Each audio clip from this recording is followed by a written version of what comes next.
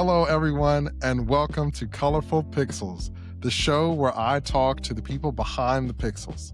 I'm your host, Carmen Askernes, and today I'm joined by Rob Knorr. We are so excited to have you on the show today. Could you just start off by telling us a little bit about yourself? Like, where did you grow up, and what was your first introduction to video games? Sure thing, Carmen. Thanks for having me. I'm a Northwest Indiana native, close enough to say that I'm from Chicagoland, but far enough away that I'm still surrounded by corn no matter where I go. So it's one of the things where, like, when you live in that area, I was just at the cusp of what would be considered Chicagoland before, because most of Indiana's Eastern time, but the bubble around Chicago is Central. And so we were like 20 minutes from the border of that time zone shift. So, everybody who's in that area is, Bears fan, Bulls fan, da Bears, da Bulls. Talk about Mike Ditka, Polish sausage. We have a higher, we love having heart attacks. So, my first introduction to video games, there's the ones that I know I played, and then there's the ones that I actually enjoyed playing. I know for a fact when my brother was, playing games, so I tried playing his stuff first. The first game that I can remember that's probably the oldest was the Star Trek game they put on the Super Nintendo. Whoa, there was a Star Trek game on Super Nintendo? Yeah, I don't know the name of it. I know that it was like the original, it was Kirk and Spock, and it was like a top-down, run around and blast people kind of game. No idea what the name is. I'd have to look it up. I can't remember. But the first game that I remember playing that I actually enjoyed, even though I was 6 at the time, was Microprose UFO Enemy Unknown, the original XCOM. Mm-hmm. That was the PC game I played and I really enjoyed. Even though I was I think it was probably 6 or 7. So my dudes would just be load to the rocket launcher, blow up a building, go to the next one, blow up the next building. But I mean, I had a blast playing it. It's something that, definitely stuck with me. That's so awesome. It was fun. I say that was probably the first time I really got into gaming, where it's just oh, you can do all these cool things, you can, upgrade your guys, and going down all the research trees and trying to figure out how everything kind of works. Do you still play XCOM to this day? I played the original XCOM, but I think my obviously, that was 30 years ago. My tastes have shifted, but I do really appreciate what XCOM did, kind of getting my interest in tactical, organization of troops and stuff like that. Because in a lot of ways, it does reflect my job as a producer, organizing artists and stuff like that. However, I will always rep the original Resident Evil 2 from Hideki Kamiya. I'll always promote that as the game that is made my childhood. Absolutely, just still, even to this day, I still try to play it every couple of years, and I still absolutely love it. Oh, wow. I know that game is a classic, and I remember seeing other people play it as a kid, but I never played it myself. Oh, it's fantastic. I mean, the zapping system between the two characters and how their campaigns align, and the fact that they built 60% of the game before they scrapped it and then rebuilt it from everything. There's been fans rebuilding what's been basically known as Resident Evil 1.5, which was the original version of what 2 is, with Claire wasn't in the game. It was Eliza Walker. The police station wasn't a retrofitted museum. It was a 4 or 5 story, modern police station that obviously had heavy influences on modern Japanese architecture, because the fact that it was made by a bunch of Japanese devs. But it had some of the beats, but overall it was a very different game. And the fact that they scrapped 60 or 70% of it to rebuild it into 2 is insane. Do you know why they decided to scrap it? Hideki Kamiya was working with, this was his first actual directing job, and he was working with another senior Japanese producer at the time, and they had gotten through a whole bunch of the game, including the story, and basically presented it to one of the higher ups at Capcom at the time, and they basically said, "Hey, this is somewhat cool, but there's all these issues with this," and they basically just hit him with the cliff notes of this is everything that's wrong with the game. So they had to throw out a whole bunch of stuff, and it's it's one of those things where like, it's surprising, especially in this day and age. But I mean, like even in this day and age, how like a game can get so far along, and then someone looks at it and goes, "Hey, we need to fix this." Yeah. You're never really safe until the game comes out for Yeah, sure. really. Even then, Wow, that's so interesting. I had no idea. I feel like it's so there's a bunch of cool. really interesting documentaries on it. Uh, I think if I remember it, like What Happened or like Do You Know Gaming did a whole video about Resident Evil 2, and they talked about it as well. So it's really interesting to kind of listen through those. Also, I'm friends with some of the folks over at the Residents of Evil, and I think they've done a video at one point or interviewed a dev about Resident Evil 2. That's sick. I gotta check that out. I jumped on Resident Evil at 4 and, like, played all the others since then. But For like the 2004 Resident Evil 4, yeah. that that is a great game, but it is a weird Resident Evil game because it started off as a Devil May Cry game. And What? yeah, and it has nothing to like it's it is a great game. It's a very weird Resident Evil game coming from like most of the Resident Evils before it are about like corporate greed and like uh, s- science unhindered by morality, as like the main things of just like, evil corporation puts profits above everything else. The way that they promote researchers is basically a battle royale of if you kill the next guy, you just take his research and become the head researcher. That's what like that's what Wesker and Birkin killed the guy who was the one who basically invented the T virus through leeches, killed him, took all of his research, and then they became the head researchers. And that seems to be like an ongoing theme and umbrella of just like I'll kill the head researcher and gain his powers, Survival which of the is fittest kind yeah, of which thing, is yeah. insane.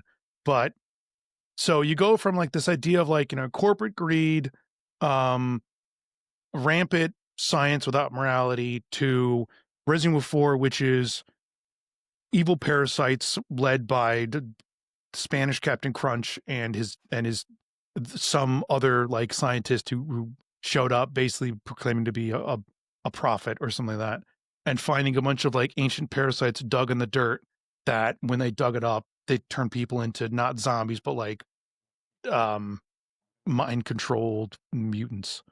And Yeah. it has nothing to do with the theming. It's just like it's like a 90s action movie that you watch not because it is a good story, but just because it's just like it's like watching Face Off. Like you don't watch it because the story's good. You watch it because it's stupid, but it's fun. Right, to see, Nicolas Cage and John Travolta Trying to beat each out other crazy up, each yeah. other. Yeah. I feel like that's really insightful because I remember the tone shift from, was it 5 or 4 to 5 and then 5 to 6 and how people were like, "Oh, this Yeah, is, like, they just they turning into an they action tried too film now." hard with 5 and 6. Like they had a good like tonal balance. 5, they're like, "Oh no, it's serious." And I'm like, "This is not a serious game." Like, are you kidding me? Chris They punching boulders and stuff. Well, yeah, Chris punch the final fight is in a volcano with Chris punching a boulder. They find like the problem is that they tried copying it beat for beat too much from 4, where it's like, okay, so virus infects village in Africa.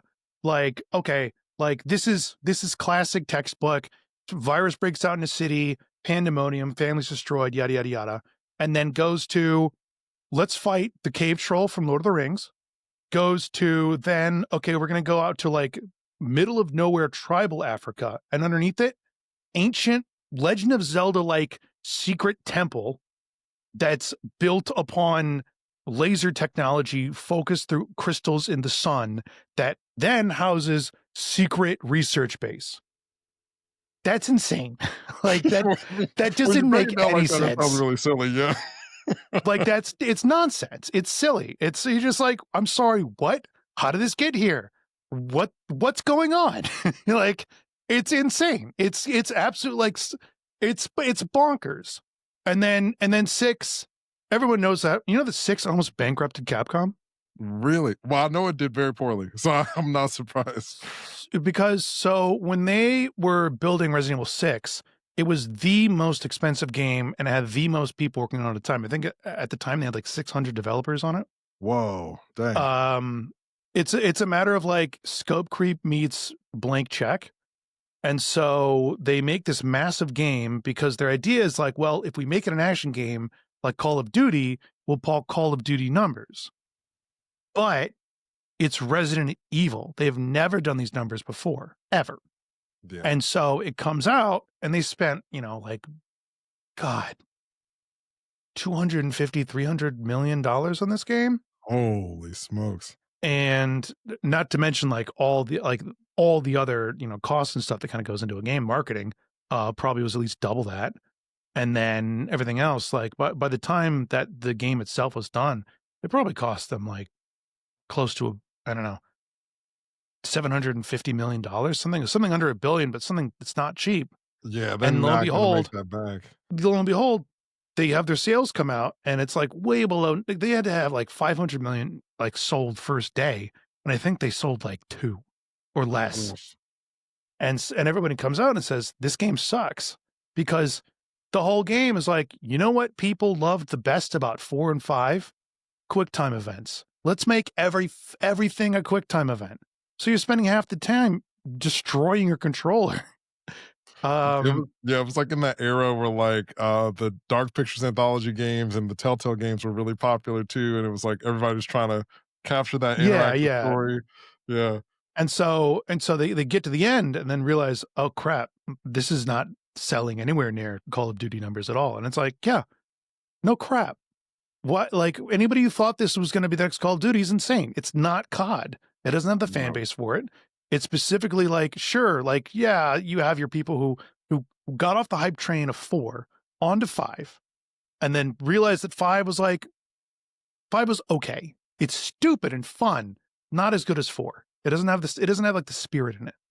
And it tried to take itself too seriously. And then 6 came out and they're like, oh no, it's super scary. And I'm like, this is not a scary game. You need to stop trying to pitch it as a scary game.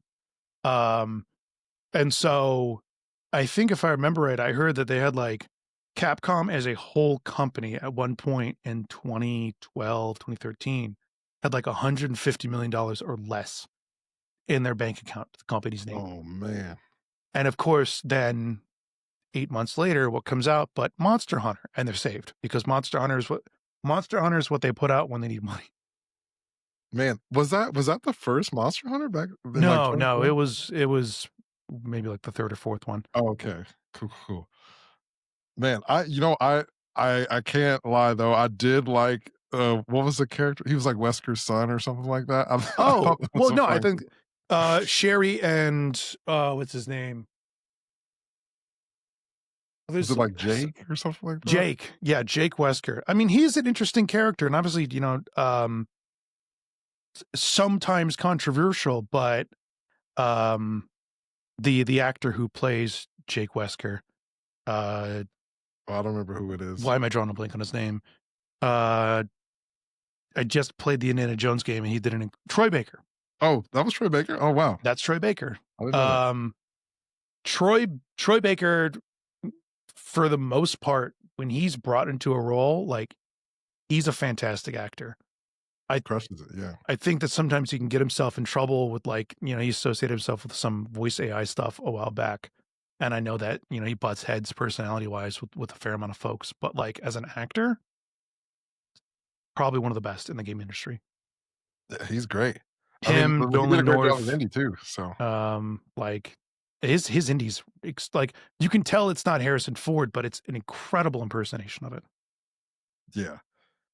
It's so like speaking of Indy, like those plots for 5 and 6 kind of remind me of like an Indiana Jones mixed with like a Schwarzenegger, Stallone action hero, like 80s, 90s romp, that kind of thing. Yeah, I think five they're trying to copy beat for beat with 4. Like that's like it's obvious they were trying to copy beat for beat with 4. Basically, as a sequel to 4 in the same way of like the same Las Plagas.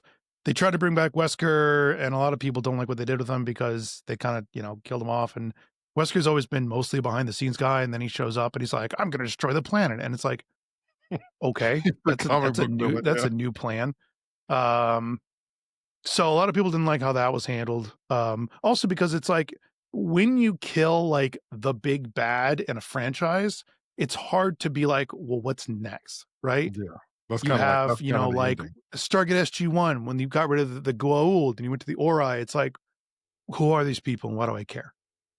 Oh man, Um, that's uh, a throwback. SG1. I used to love yeah, that show. you have that a lot in like when a show goes on too long. Burn Notice, great Never show, saw but it. it's just like, all right, you've had the chance to get back into the game, which is what you've wanted for 5 seasons. Why is this going longer? Same thing, Dexter, like shows that like, or a great example, but to be fair, that's not fully their fault. And most of the time it's not their fault, where it's like Lost. Oh They man. got off the Yeah. island. And then NBC was like, here's a bunch of money, figure it out. And Jack's like, so we gotta go back, yeah, no, Avery. it's literally Jack embodying the writers panicked, showing back up in the room, going, "We got to go back to the island." And it's like Yeah. it might as well just been Jack holding a briefcase full of cash marked Like, NBC. we gotta go back.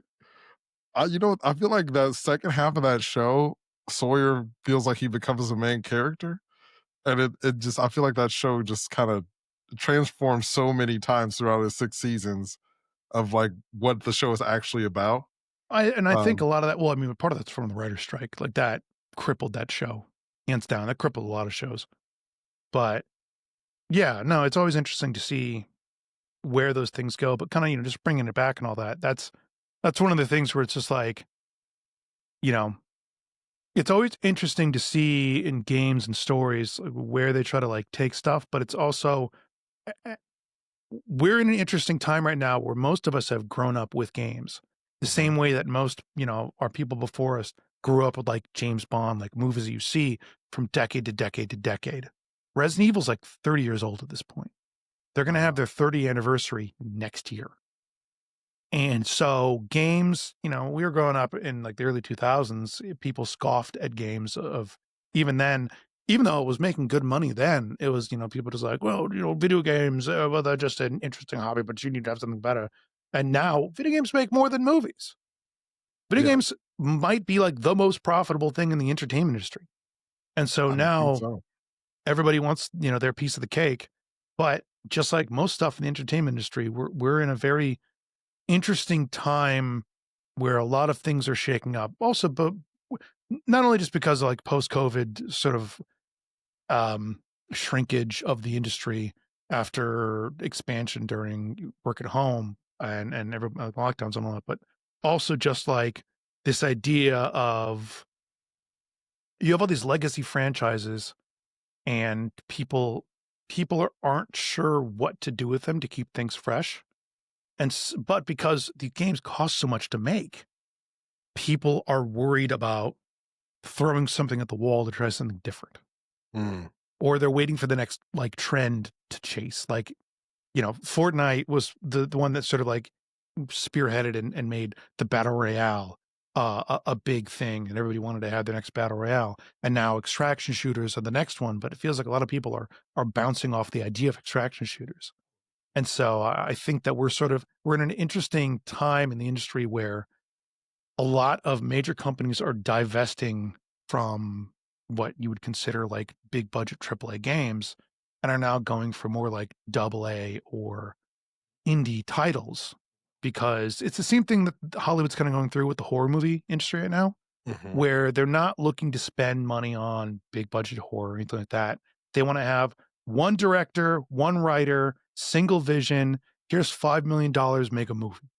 Mhm. And like, why would I spend, you know, $200 million on a superhero movie that might make his money back, might not, when I can hand 10 people $50 million and say, make 10 different movies? It's Yeah. a numbers game at this point. Well, I mean, I think it's really interesting that you bring that up because I read an article recently from Eurogamer where they were talking about something similar, and a lot of folks are saying that indie games, AA games are sort of the future of the games industry. We might see less AAA games. I kind of wonder, like, I guess what is your perspective on in terms of like, do you think that's a good thing? Like, we could see more creativity, we could see new voices coming into the space, or do I you think think it's a that good thing because I think a lot of these major companies have stagnated for a while. I mean, think about the biggest games that we have right now are games that have been on the market for over 8 years, like Fortnite, Apex Legends, Rainbow Six Siege, Call of Duty, like even the war zones, like they try to do some new stuff, but it's really the same thing that it's been for the past 6 or 7 years. Yeah. Um, Trying to think what are the other like there's definitely another one, Valorant, League of Yeah. Legends. Like these are things that, become like season to Overwatch. Yeah. season, like you're watching a TV show. Overwatch. Um, it seems like a lot of the major companies are still trying to go on like the make a game and have that game be supported for a decade, right? And that costs a lot of money, one, to set up, two, to follow up on. And it's a huge gamble because if you spend all this money to set up the infrastructure for this game and people don't go for it, or they go back to one of the other games out of the big ones on the market, you're out tons of money. There's this idea of like, I always think it's sort of like weird that some of the gamers in the space are always like, "Oh, no one plays this game anymore." Get like, Helldivers. Mhm. Helldivers came out and they're like, "Oh, it's a dead game." And it's like, it made its money. It came out as an experience, not as like a big battle royale that's supposed to be supported for, a decade, or the Assassin's Creed game that came out, or take your pick of any kind of successful single player game that came out, and this idea of like, oh, it's a dead game because nobody plays it. And it's like, yeah, they finished the story. The devs made all their money. At this point, any stuff that they're adding is for the fans. They've made their money. They could, like Helldivers, they could just stop. They made all their money, Yeah. but they want to keep doing it because the devs there actually like really appreciate the game they're making and have interest in continuing and doing stuff. Um, and so it's this idea of like, not everything has to be a forever game. And I think there's a lot of people that are like under the assumption that like you have to make a forever game, but it's like, why?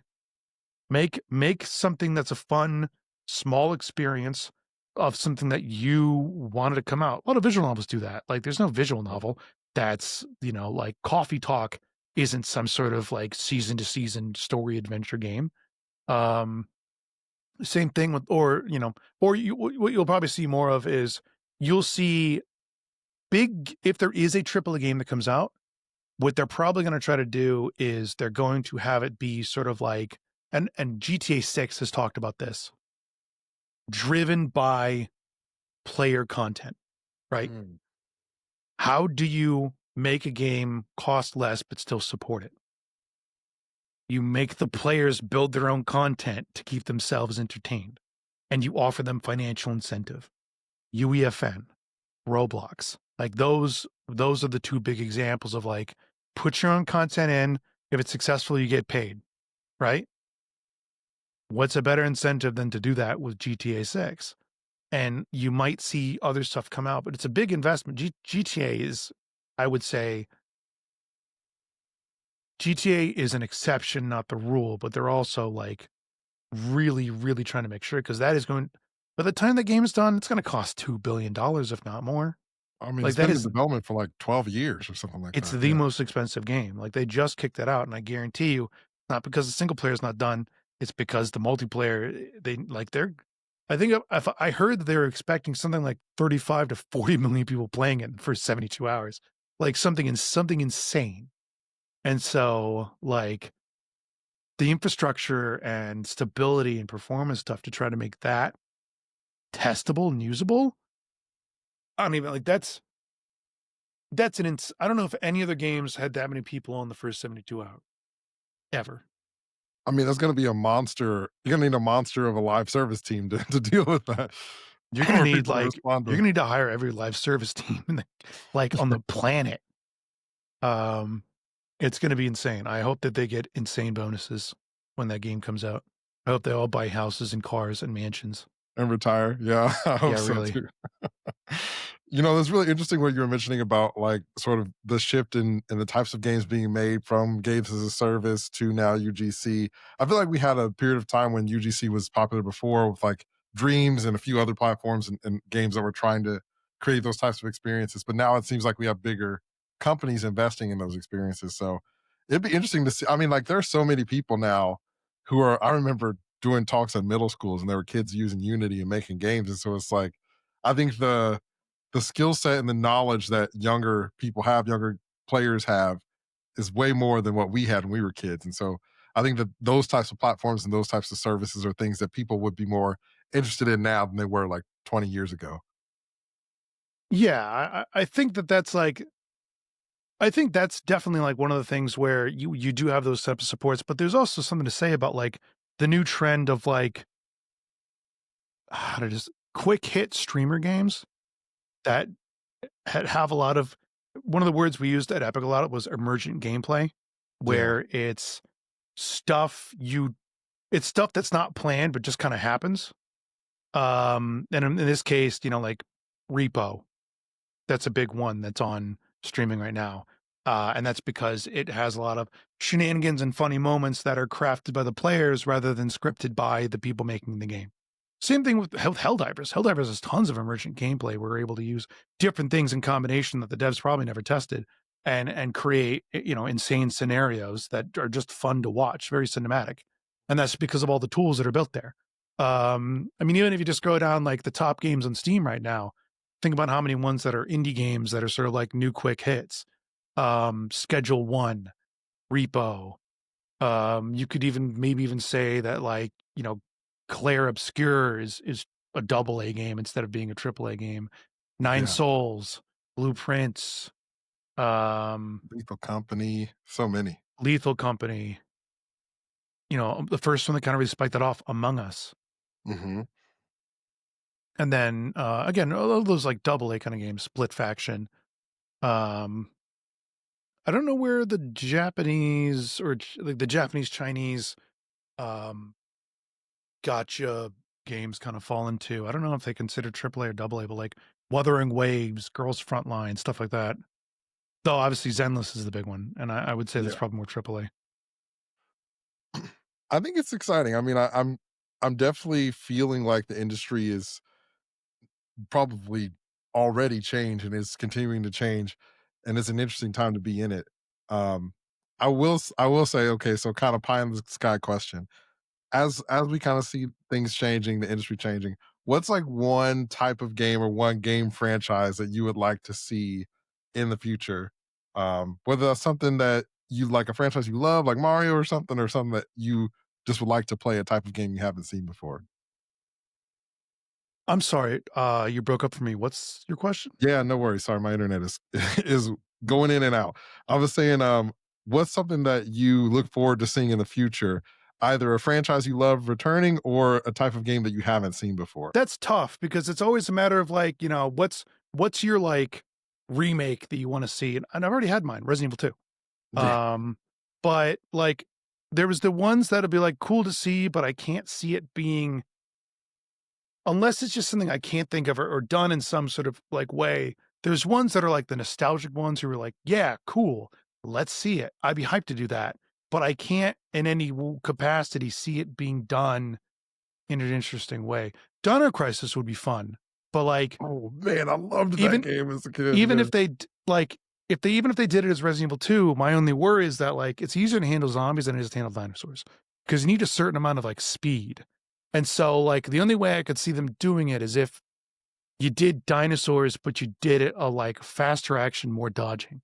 So you'd have to run it like RE4 with enemies that could sprint. So like RE4 at like 150% speed. Yeah.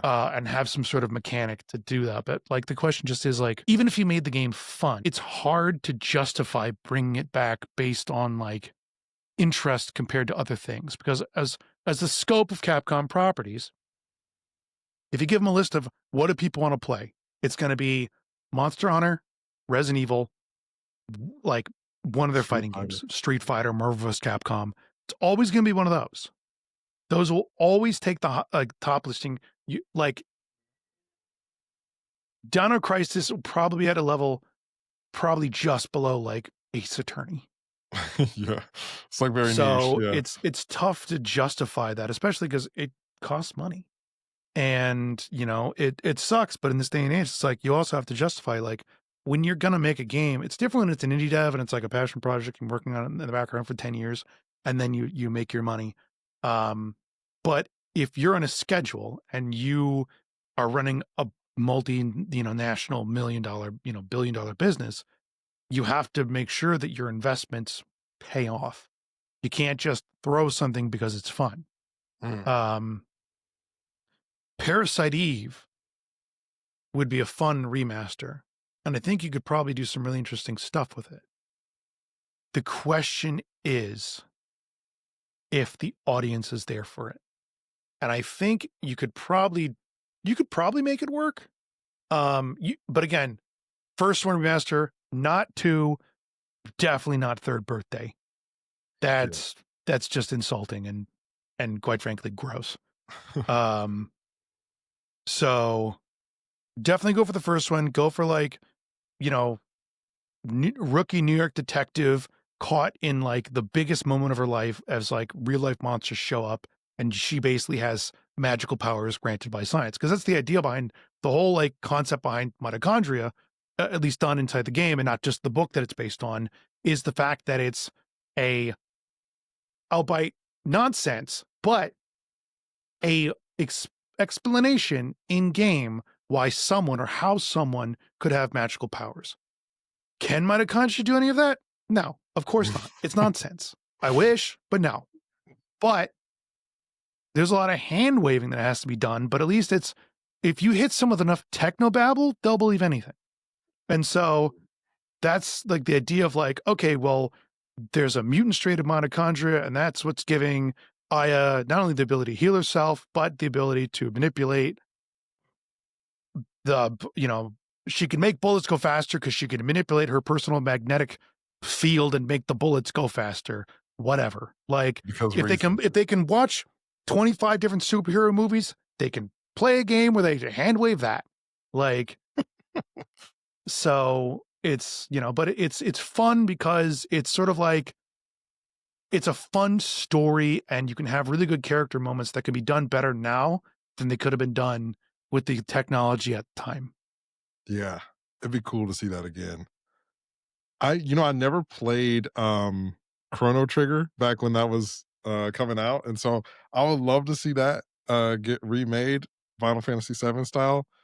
It'll probably never happen just because of all the different licensing and rights issues with it. But if there was a magic time machine where we could wish anything into existence, I think that, that would be my pick for sure. I could see that being done. That's a classic franchise. That, you know what? Legend of Dragoon. Oh, I loved that game. That's That was the that's very one first JRPG I ever played. I recently replayed that the last year. Actually, no. I finished playing it because I never finished it the first time around. I actually got around to finishing it last time. I would say the only thing that would probably benefit it is if they made it something more akin to, I don't want to say open world, but if they did that with like a Final Fantasy VII remake kind of take, I think it could be really interesting of like this idea, like, because the world is really interesting. I think the only thing that really has it suffer from is the fact that it's too easy. Like you really like, whenever you got a boss, they leveled you up enough for the next one. But I would rather have something that's like a fun story you kind of follow along than like Legend of Legaia was a game that I loved growing up. But man, I replayed that recently and I got burnt out by the time I got to Soul Tower because it Oh just becomes no. such a grind. No, no. And those old games, if it was a grind, it was hard. Capital H. Yeah. No, it was like you're spending hours just fighting enemies just so you could take on a boss who's way overpowered. It Oh sucks. no. Or who has a boss that can like even if you're 5 levels higher than him, he has a move that just takes out 75% of your health. Oh my gosh. Yeah, that would be frustrating. Yeah. Legend of Dragoon would be so good though. There was a like a I don't know if it was a forum or something. There was a group of people for a while who were like, "Oh, we're gonna remake Legend of Dragoon," just like a fan thing, and I think it kind of fell apart. But yeah, I've never. A lot of people don't know about that game, so when you said it, I was like, "Oh, core memory unlocked." I loved that game. But anyway, we're coming up on the end of our time here, Rob. Before we close out, I wanted to ask I you. feel like we just talked about games instead of like It's all good. the We industry. had a good time. Now, hopefully, people listening, hopefully, you love some of the games that we love. Let us know what kind of games you love in the comments. But if people wanted to follow you or check out any of the work you're doing, where can people find you online? So I'm kind of juggling some stuff right now, but I'm working with an indie game called Sushi Ben VR. It's a slice of life anime VR game.